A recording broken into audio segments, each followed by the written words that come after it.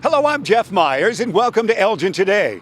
On this edition, we will show you some of the great faces and great crowd from the 6th annual Nightmare on Chicago Street, which took place on Saturday, October 22nd. Elgin historian Jerry Turnquist tells us about this year's Veterans Day ceremony on November 11th at Veterans Memorial Park. And Jerry recalls a very historic Elgin moment from 50 years ago. We have video of Mayor David Captain presenting the Elgin Sustainability Commission Honor Roll Award to the Friends of the Fox and Mr. Gary Swick. Patricia Harkin, co-chair of the Northeast Neighborhood Association's 2016 Home for the Holidays House Tour, has all the details for the event slated for Saturday, December 3rd from 1 to 6 p.m. Look, up in the sky. It's two Elgin firefighters demonstrating a high-angle rescue as part of the fire department's open house on Saturday, October 15th at Elgin Fire Station Number 2 on Big Timber. Mayor David Captain's segment takes us to Lord's Park and the Elgin Public Museum to hear about its great history and look at its future as well. The mayor's guest is Peggy Stromberg, who's the Elgin Public Museum's director. The Elgin Maroons break an 18-game losing streak by knocking off the Larkin Royals 26-20 in overtime and keeping the Royals from playoff consideration. We'll have these stories and more on this edition of Elgin Today. Let's open up this edition of Elgin Today with some of the unique faces of this year's Nightmare on Chicago Street. It all took place on Saturday, October 22nd. Of course, everywhere you look, there was a unique face. And the faces also included those who volunteered on this night as well. Hi, I'm Michael Jenkins. Me and my buddies over here, we're actually working up the street looking for zombies. If you see anybody, you gotta let us know. This is my second year doing this. It's a lot of fun. If you have not volunteered here, I would definitely recommend coming down, talking to Judy, anybody at the Habitat Humanity store. Get hooked up real good. It's a lot of fun. And next, you'll see a face we all know who was oh so proud of his city's event. Nightmare on Chicago, Jeff. You know, this is what makes Elgin special. You can't find this anywhere else in the northwest suburbs. And on a night when it was a Nightmare on Chicago Street, October 22nd became a dream of a lifetime for many as the Chicago Cubs on their way to the World Series seemed to have a presence on this night. There were more stages this year for cover bands to remember some of the works of some of the great artists who have passed on, such as The Doors and Michael Jackson. And as always, a spectacular view of the event comes from atop the Spring Street parking garage. As we continue to look at the big crowd, a special guest, Butch Patrick, Eddie Munster from the old Munster television series of the 60s, we asked him what brought him to Elgin. How did we come to it? My wife Leela was looking around for interesting things to do as we were in the area for the month of October, and she found it. And she contacted the promoters, and they said, "Come on out." It's great. We've had Vincent Price's daughter here, so you're in tall territory. Victoria Price, I know Victoria. She came it's funny. I actually worked with Vincent Price, but I worked with him on a Western, Daniel Boone of all things. Oh wow, that's great. Who would have thought? Yeah, the Munsters was wonderful. 50 years ago. No. I'm going to be Eddie Munster forever. Do you have that little doll that you're so proud of? Woof woof, I have him, but he's not with me, no. Thanks, Butch Patrick. Then we hopped outside to see one of my favorites, the fire dancer, at a great crowd out there. Then we thought we saw one more unique face, and we did, before we said goodbye to this great rendition of the 2016 Nightmare on Chicago Street. We're here at the Veterans Memorial in this month of November. Jerry Turnquist, great historian, is here. And Jerry, when we think of activity here, we always think of when this great venue was built back in 2008. Right. This has been the setting for Veterans Day since that long, but Veterans Day really goes back almost a century. But this has been a nice setting for that. Of course, we built it out a couple years ago to the riverfront with our Phase 2 to make it even better. This memorial here, of course, Jeff is here to pay tribute to all veterans. Certainly we pay special tribute to the ones on Veterans Day that are with us. There's 2010 census shows over 4,300 veterans in Elgin, so we're proud to honor them. We hope as many of them come down to this event as possible. 11 o'clock on Veterans Day, the 11th day, the 11th hour, the 11th month. Dating back to 1918, we invite everyone, all of Elgin, come out as well. No? Oh, sure, definitely. When we have 1918, World War I is well noted in the memorial. We have a plaque over here that was originally at the the Gilbourne Public Library honoring the 35 or so people who died in World War I. 1,700, I believe, from Elgin served, including my grandfather, Oscar Turnquist. 22 of those died in France. Another plaque at the Veterans Memorial honors the people who were in worked at the watch factory that served. Those plaques were in different places in town. Now they're down here. So this place is strong with history, and certainly World War I is what Veterans Day, originally Armistice Day. Yeah, until about 1954, wasn't it? Right, 1954 is really, my grandparents always called it Armistice Day, Armistice Day, until I got a little older and realized, why, this is called Veterans Day. Why are you calling it Armistice Day? But that generational gap. Yeah, that's its roots back to 1918, and I'm glad to be down here, and part of it I come here every year too. Wonderful. Right next to the Gilbourne Library it is, so we invite everybody to come out on November 11th for the ceremonies, and they put on a great show. Oh yeah, I think actually that's his own address here, 274 North Grove, I believe. Wow. I believe so. I looked once on Google. Right? So did you get you at the probably library? Great, yeah. 270 at the Gilbourne Public Library, 274 though. here. Yeah. All right, well that's what it is right here at the Veterans Memorial. So we invite everybody to come out. We have Jerry with us. Jerry, last month, Elgin's loaded with history. We're as historic as any city in the suburbs in the Chicagoland area, or anybody in the country, really. But when I would mention the date of October 2, 1966, what does that mean to you? Of course, that's the day that the tower finally was dynamited and fell for the Elgin National Watch Company down at the corner of National and Grove. It was about 9:30 that morning. It fell. That was the last part of the factory to fall. They'd been taking down various sections of it. My father managed the Elgin News Agency, which was a block north of that, and we watched it go down. We knew it was going to fall on a Sunday morning, and I'd work there 3 to 7 in the morning to get all the newspapers out all over town, the Chicago newspapers, and we were hanging around. We thought it was going to fall about 7 o'clock, but finally about 9:30, that was dynamited, and it was just it was a sad, somber moment in Elgin after that time, and it literally was the last visual connection with that factory that literally dominated Elgin for so many years. Yeah, although the watch factory time stopped that day, the history continued, and we rebounded, but it's great. You're so good at looking back at the great history of the watch factory. Oh, sure. And, it's not all gone. There's many, many remnants of the watch factory, including Elgin National Watch Historic District down there. The planetarium still exists, which is one of the watch factory buildings. That's a very historic spot. And we have a historic marker there as well, too. So lots of evidence. And, of course, don't ever forget, at the Elgin History Museum, we have the mechanism is on display up there, as well as some of the hands of the clock that were salvaged, and a replica of the clock is on the wall up there. So. And that great picture that we see with the tower beginning to fall and the birds coming out. Oh yeah, that's an iconic picture. It's halfway down in that picture, and just it literally brought tears. I mean, since that time, I've heard some other people tell me where they were that day, and some of the people that worked at the Watch College that was right nearby, they were in tears when they saw that. I mean, so and those people were adults. I was 17. I knew what it meant. I'd been in the factory. I delivered papers in there. I saw it all the time. My father's business was a block north, but it touched people that were even older, even more. Yeah. We're enjoying the great knowledge of Jerry Turnquist, great historian here in Elgin, and again inviting everybody to come out here to the Veterans Memorial on November 11th. And thanks for reminiscing about the old watch factory. Oh, Jerry. Thanks. Always my pleasure to talk about old Elgin, as you know, and Elgin Today. Do you have the correct time? I don't. Thanks, Jerry Turnquist. I'm Laura Knorr, and I am the current chair of the Sustainability Commission here in Elgin. And we are just thrilled to be able to present our, I guess, every 6-month award, 2 a year, and this time to Friends of the Fox. And they are just such a remarkable organization with such a broad base of support.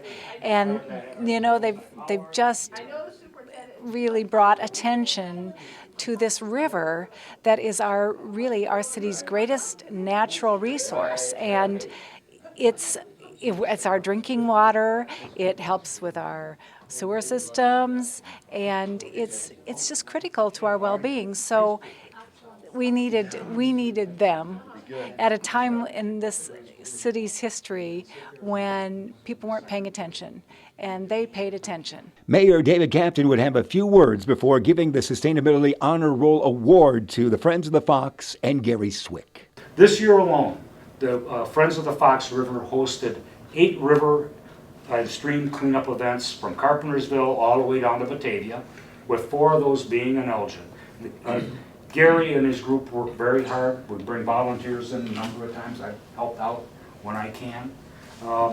It's hard work, it's dirty work, and the dedication to our natural resources that makes this group fitting for this recognition really goes way beyond just doing river cleanups and things like that. It's education and what they've done for young people, and what Gary and the Friends of the Fox have done for young people in a sustainable community and a sustainable Fox River. Great pleasure. Thank you. Honor well deserved.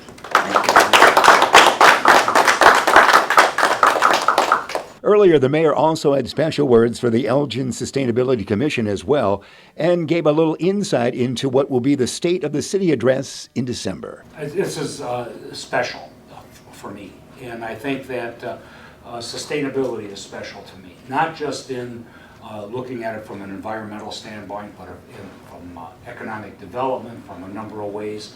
So special to me. That's going to be the tone of the mayor's State of the City address in December this year. We're going to talk about building a sustainable city, and what does that mean to an entire community. It's more than just environment. It's more than just putting together economic development. There are a number of things that are tied together, and that's what I'm going to be talking about. So the work that you guys do is extremely critical to what goes on in this city. I'm Patricia Harkin, and along with Darlene Hewlin, I'm co-chair of this year's Northeast Neighborhood Association Homes for the Holidays House Tour. One of these houses is right behind us. It's 1007 North Douglas Avenue, and it's a perfect example of colonial architecture from the early 1920s. What characterizes colonial architecture are these symmetrical windows and the beautiful dental work all the way around the house, including double dentals on the pediment, on the small front porch. We have 6 houses this year. This one and another one a few doors down, which is also a fine example of colonial architecture. We have a Queen Anne. We have a perfect prairie style. We have a Dutch colonial that has been modified, and so it's now a kind of a hybrid.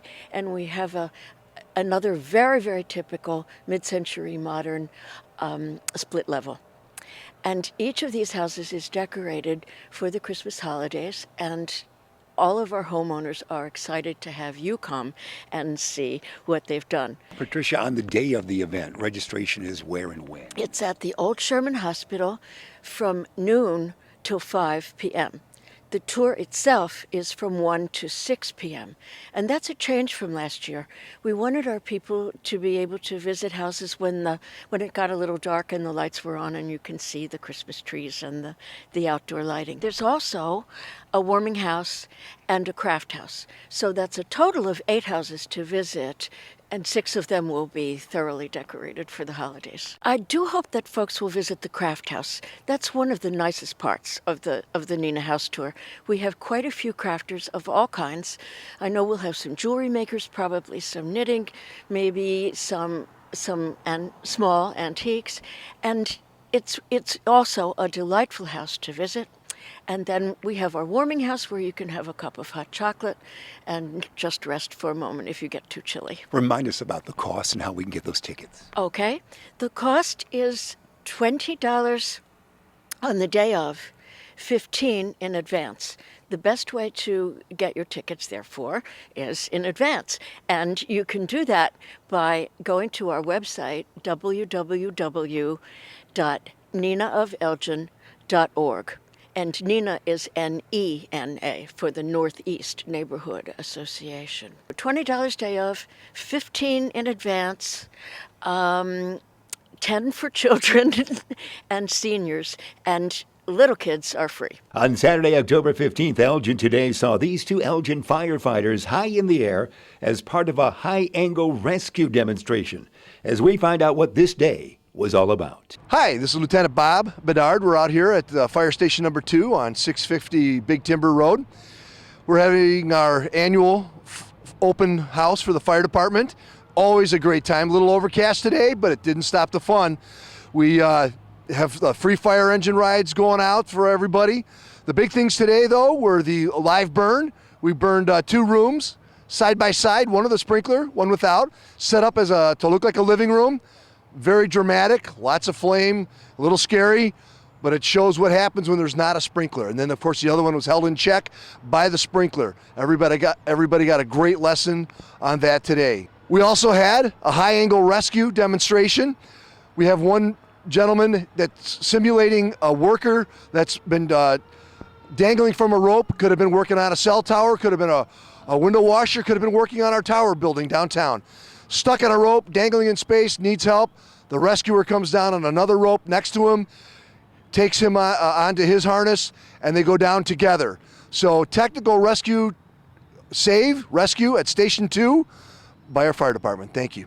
Time now for our segment with Mayor David Captain. Mayor, you're always taking us somewhere, and we're indoors today. Yes, we are. We're actually out in Lord's Park at the Elgin Public Museum. With us today is Peggy Stromberg, the director out here, a longtime director. And we're going to talk a little bit about the history of the museum, the future, things that are going on, and some of the changes that have happened over its long history. So, Peggy, when was this building built? When was the first construction made? Why was it built? And what was the purpose of it back in the day? It was built in 1907.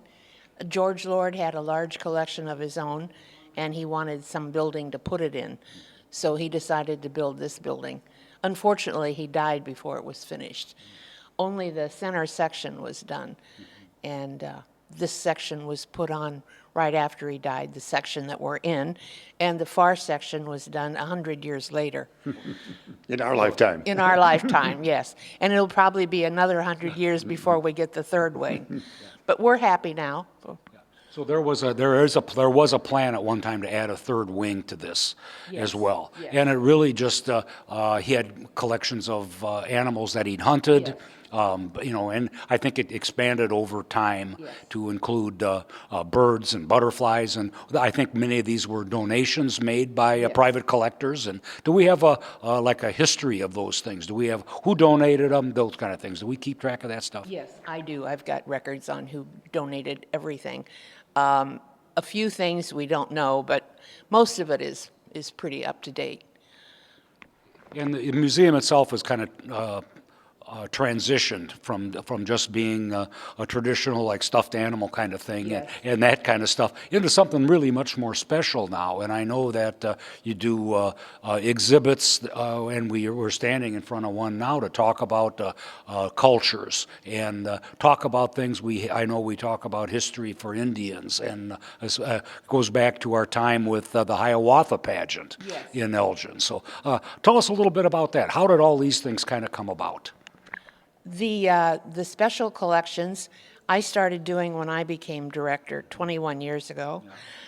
The others weren't very often that they changed exhibits, but I decided we're a small museum and we have to change to keep people coming in.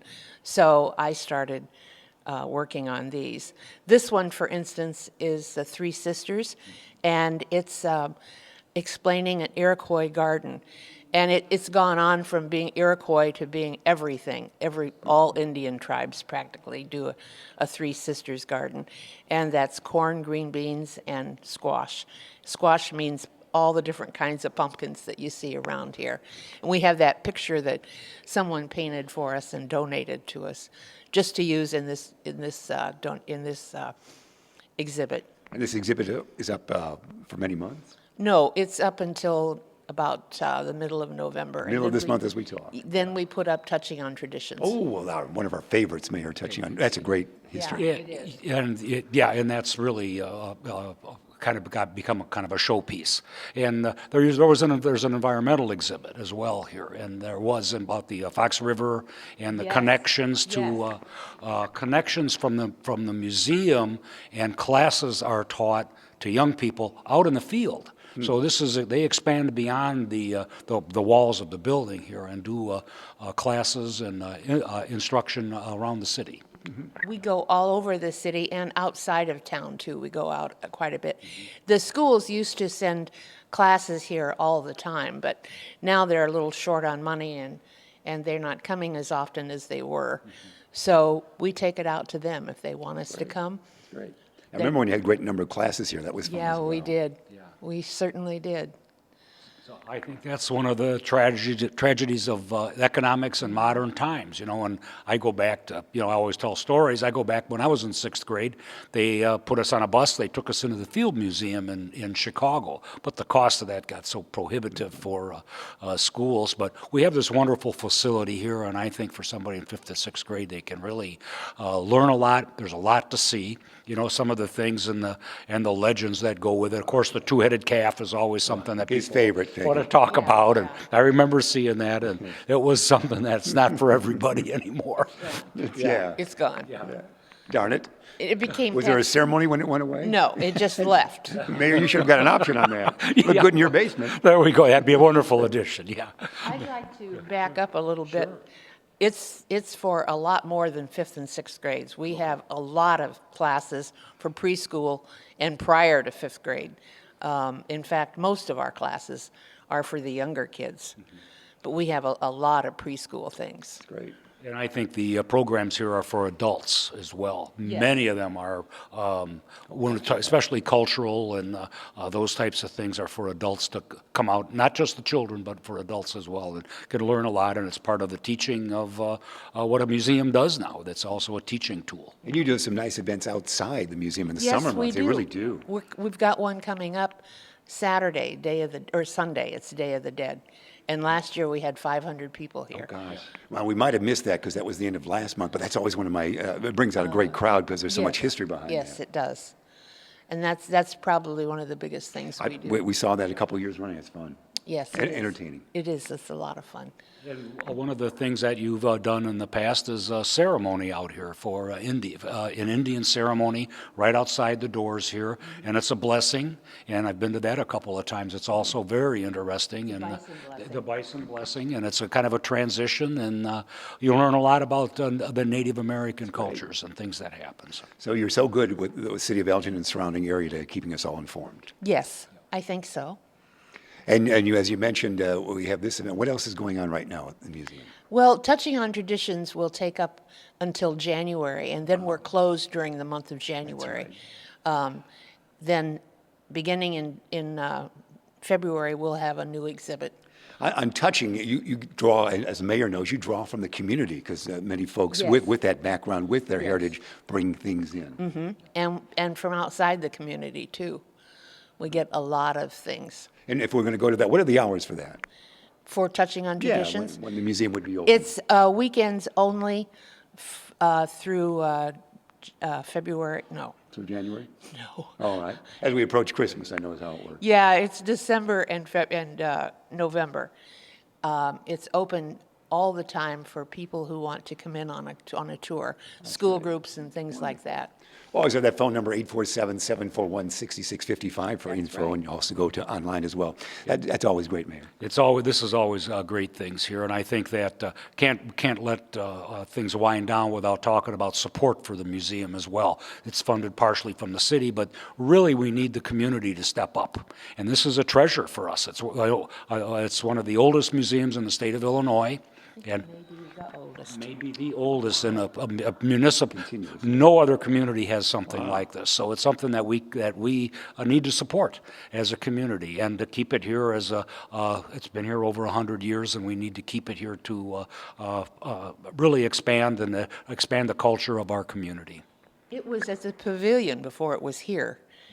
It was down there for a number of years, and then it moved up here when the building was So finished. prior to '07, we still are in existence. Yes. Well, then you really have a record. It's been here a lot longer than 100 years, Wow, actually. wow, that's wonderful.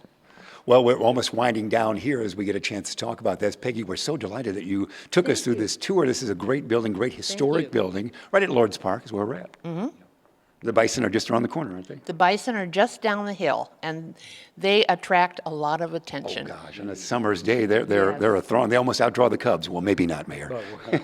But the bison are great, Mayor. And it'd be great to come out with the family and share the whole experience of being out at Lord's Park, see the bison, come see the museum, take advantage of some of the special events that Peggy puts on, and really enrich the lives of the community. So looking forward to it, and looking forward to to the continued existence of the museum. It's a great museum, and there's no charge for parking, is there? No, it's not like you're going to no Chicago. charge. It's not like $18 for a park. No, All no right. charge. Well, Peggy, we're delighted that you've Thank guided you. us through this tour here at the Thank museum at Lord's Park. And Mayor, as always, that was delightful. It was great, Jeff, and we'll see you next month. All right, that's going to be our segment as we talk with you right here from Lord's Park with Peggy and Mayor David Captain. Next, we go to the Hemmons Cultural Center on the first Saturday in October, where we got a chance to meet and see some of Elgin's finest dogs and even a cat for an event that always keeps the tails a-waggin'. Hello, I'm Matthew Soselzik with Elgin Police Animal Control Unit. Today we're doing a low-cost vaccination clinic for City of Elgin residents here at the Hemmons, where residents of Elgin can receive rabies and a booster vaccine for a discount price, as well as microchipping and heartworm tests for a discount price. And we try to do this twice a year. We do the fall event here separate, and then in the springtime we combine it with the Pet Expo, which we'll be holding again this upcoming spring, where we bring in vendors from the Elgin area, different boarding facilities, different veterinary clinics, different pet treat companies, things like that nature. So we're excited to offer these programs to Elgin residents and try to keep the pets vaccinated and healthy in our town. It turned out to be a classic football encounter, the 55th between Elgin's Maroons and the Larkin Royals on a chilly Friday night, October 21st at Memorial Field. And the Maroons went on for an upset 26-20 victory in overtime, ending their 18-game losing streak and giving the Royals their 5th loss on the season and keeping them out of playoff consideration. Larkin took a first quarter 12-0 lead, but the Maroons would come back with 2 touchdowns in the second quarter to take a 14-12 halftime lead. Larkin would score in the third quarter, and a 2-point conversion made it 20-14, but a quick touchdown by the Maroons made it 20-20. That's the way it stood, no scoring in the fourth quarter. And in the overtime stanza, a touchdown by the Maroons made it 26-20. An emotional night it was, certainly, this night on Memorial Field, as Elgin ending their 18-game losing streak, giving Coach Anthony Mason his first win ever at the school by a final tally over Larkin, 26-20. In early October, there was lots of activity going on here at Festival Park for a very unique gathering, as Elgin Today learns more of what's going on. Hi, I'm Terry Dallas Prunskis, MD, and I am the coordinator of this magnificent event. This is Let's Move Elgin 5K. This is our second year. And what we're doing is trying to raise awareness to 2 charities. One is for childhood obesity through Kane County, Let's Make Kane County Fit for Kids. And the second is we have over 712 homeless students in the U46 area. And so Project Access is trying to support those students. So we are trying to bring awareness to Project Access and the students that are in such dire straits in this school district. We had 2 types of runs. We had the Kids Fun Run, where all the kids medaled, and we also have a 5K run through the Fox River. And it's just a fantastic day. There's no rain, and everything is good. You can learn more about the information you saw here on Elgin Today or about city services, programs, and events by going to the Elgin website at www.cityofelgin.org. And now the City of Elgin has a 311 contact center. Elgin 311. Call, click, connect by calling 311, the city's information and request resource. For everyone here at Elgin Today, I'm Jeff Myers. We'll see you next time.